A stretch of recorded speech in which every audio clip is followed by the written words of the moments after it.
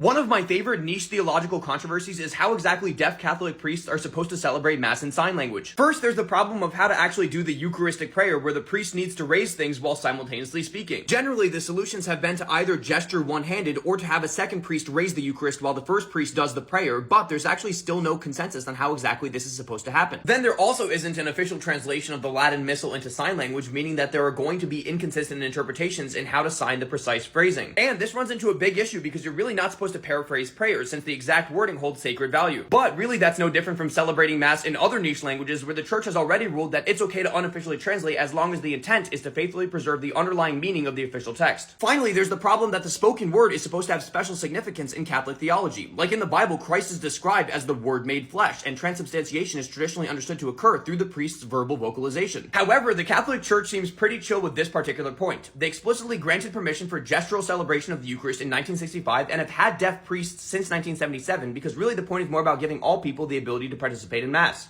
Y'all were talking about aura framing? Yeah, aura farming. Yes, Aura yes. is nonchalance, looking cool. Aura farming is doing something in an attempt to look cooler. So I could go on NBC to aura farm right now. Oh, Wait, I didn't get that. So being your aura is your coolness factor, Yes. right? You could increase your coolness factor by doing certain actions. So I have no aura farm because I can't speak in aura The farm. way you're confused about aura right now is low aura. Lower. What about Sigma? Does that make me a Sigma? Sigma is an idealized man in the manosphere who's like tantamount to an alpha but does their own thing. It's very complicated. It's just like a cool person. So you to wanna middle be a schoolers. Sigma? You do want to be a Sigma has aura. Okay, Yeah. a Sigma has aura. Riz.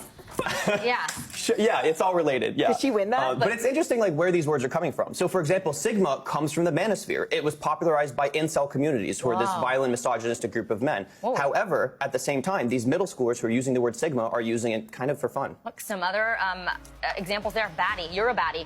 Adam Alexic, thank you so much. We appreciate you.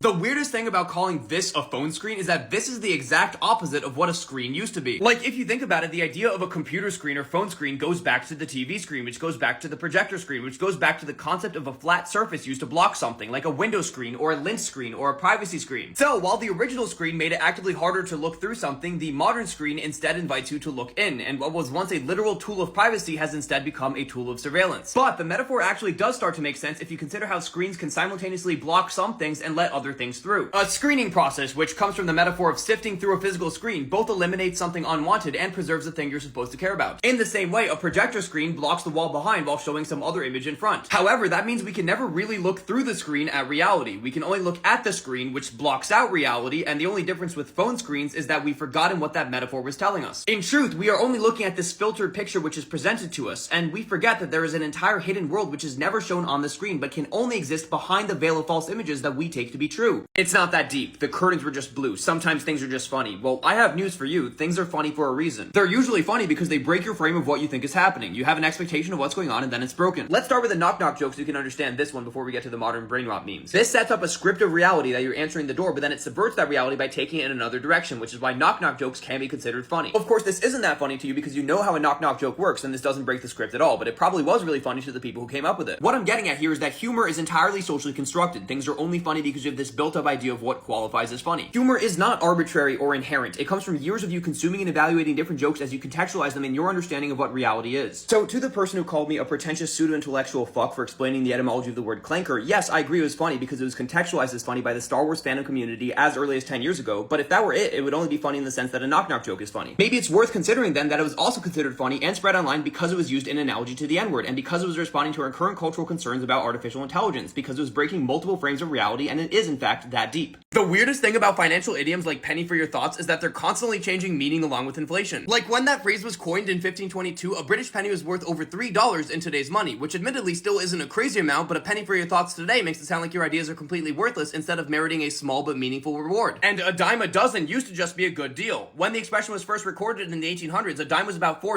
in 2026 money, which was a cheap but reasonable price for a dozen eggs. But by the late 1930s, you could barely buy a dozen of anything for a dime, so the expression started detaching to a more figurative sense of so commonplace it's worthless. Meanwhile, giving someone your 2 cents dates back to a time when you could literally buy things like 2-penny ale or 2-penny post, but because of inflation, we no longer think about the fact that you could get something back for putting your 2 cents in. You can also see this in how we say the word buck for a dollar, since buckskins were used for trading on the American frontier, and some hides equal the value of early US dollars. Now, of course, we don't think about deer hides at all when we say the word, which really makes me wonder about other terms that are also going to lose their meaning over time. Like, we only call $1,000 a band or a rack because of how money looks when it's bundled or clumped together. So what happens if inflation eventually causes us to print $1,000 bills and we no longer have to band or rack them? Fun fact, everybody has a completely unique emoji style, kind of like an emoji fingerprint, which also means that no two people will use emojis the exact same way. I mean, we already know that everybody interprets emojis uniquely based on their gender, age, and cultural background, but a majority of people will also deliberately use emojis in highly personalized or secretive ways when they're texting with their friends or romantic partners. For example, in this study, one participant reported using the pizza emoji to mean I love you to their spouse, while another used the cheese emoji for the same purpose because both they and their partner love cheese. And I personally use the snowman emoji with a close friend to mean that we're sending a hug to each other. In the same way, everybody builds up their own inside jokes or idiosyncratic emoji definitions characteristic of an idiolect or unique dialect spoken by a single person, but there are also broad trends in how similar we are to each other. Unfortunately, that means that our emojis are a unique source of data about our moods, desires, and patterns of behavior, and tech companies will track those emojis as a way of better constructing and targeting our psychological profiles. Now that they can categorize our affects or emotional states, they can also exert a unique form of what the philosopher Michel Foucault calls biopower, a way of managing what we see and interact with online. So emojis aren't just some silly thing, they're also a way of capturing and regulating how we feel on the internet. For more on this, make sure to get my book Algo Speak, which you have a week left to pre-order for a free poster. The really interesting thing about the music festival trend for talking about the current protests is that there actually isn't much evidence that social media was suppressing the protests in the first place. As somebody who studies algorithmic censorship, sure, TikTok will prevent clusters of overly political content from clumping together, but they generally do allow protest coverage. Instead, the music festival thing mostly started with people hypercorrecting because they weren't sure what the algorithm was and was not going to censor. Ironically, though, that term immediately became better at spreading online because it defined a clearly subversive in-group of people. That generated engagement-like comments from other people who wanted to feel like part of the group, which made the videos go more viral. So what we're actually seeing is a sort of real-time survivorship bias where the music festival videos appear overrepresented compared to just the protest videos, which weren't as mimetically fit for the algorithm. Now even more people are likely to think that the protests are being suppressed, so they keep on making music festival videos. To be clear, there may be real suppression or lack of representation in mainstream news media, which depends on many filters of manufactured consent. But if TikTok wanted to suppress protest coverage, I'm sure they could do that. In fact, I'm positive that they're aware of the music festival trend right now, and that their deep learning models could easily identify and remove anything that looks like protest coverage. But what's actually happening is our own mistrust of the technology we're using to communicate is helping spread countercultural messaging, which is pretty fascinating. If you want to understand why the word clanker is currently trending as a slur for robot, I think it's best explained through the philosopher Jacques Derrida's concept of différance. According to Derrida, meaning is never inherent in a word, but instead emerges in relation to other words. So the fact that we had more neutral terms like robot and AI, but then started using this new negative word implicitly gives clanker a sort of pejorative power. It's also important that we adopted that term from the Star Wars fandom community. Other franchises also had negative slurs for robots, like Toaster in Battlestar Galactica or Skin Job in Blade Runner. Clanker, however, was different because its usage was more intuitive and flexible. It additionally already had an entire life as a joke on the prequel meme subreddit, so contained what Derrida would call the traces of previous ironic usage, making it more easily adopted into memes today. It's also incredibly clear that clanker spread through analogy with the N-word, meaning that part of its power emerged from deferral to an actual dehumanizing slur. And that imbued negativity is certainly echoed from how the prequel meme subreddit was using the joke as early as 2020. All of this together now creates an opposition to concepts like human and living creature, which perpetuates a hierarchy of exclusion similar to man versus woman or citizen versus foreigner. Clanker invokes that binary contrast to being sentient, in turn creating a violent framework from which we can legitimize our cultural distaste for artificial intelligence. The weirdest thing about progress bars in Arabic and Hebrew is that they're usually flipped from right to left, except when they show media progress in videos and music. That's because even though user interfaces will typically switch direction to reflect the language you're reading, there are international conventions specifically around media control symbols like the play button, which will also always face to the right. This actually traces back to early tape recorders where the tape would physically move from the left to the right, so the play button and musical progress bar were designed to represent that direction of movement. Meanwhile, the stop button was obviously created to imply a lack of motion, and nothing feels more movable than a solid square. Then the pause button is where things get really interesting because they needed something to imply a more temporary lack of motion, so they combined the stop symbol with a caesura, which is the musical notation for a metrical pause. Finally, the circular recording symbol was introduced to evoke the blinking red light on recording equipment, which was a clearly distinct warning sign at a time when you could accidentally write over previous recordings. And while a lot of those media control symbols are symmetrical, the ones that aren't impose an inconsistent user interface on over 500 million people who read right to left but then have to deal with left to right design. Of course, most Hebrew and Arabic speakers just learn to deal with it over time, but that little inconsistency still causes slightly more confusion than English speakers ever normally have to deal with.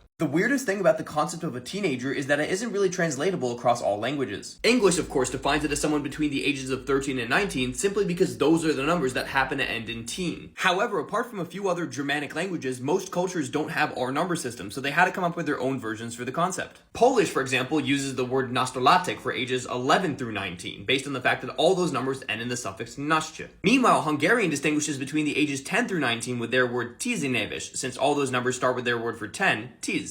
At the same time, a lot of cultures just directly borrow the English word for teenager or use some kind of equivalent like the word adolescent. Nevertheless, those translations don't quite capture the vibe of how English speakers actually perceive that age category. For us, there is a magical boundary between preteens and adults that carries its own social expectations and stereotypes simply because we categorize it that way. It's kind of similar with height, where 180 centimeters is considered tall in Europe, but 6 feet is considered tall in America. That happened first because of the categories we use to draw a boundary, and then second because these social boundaries really influence our expectations.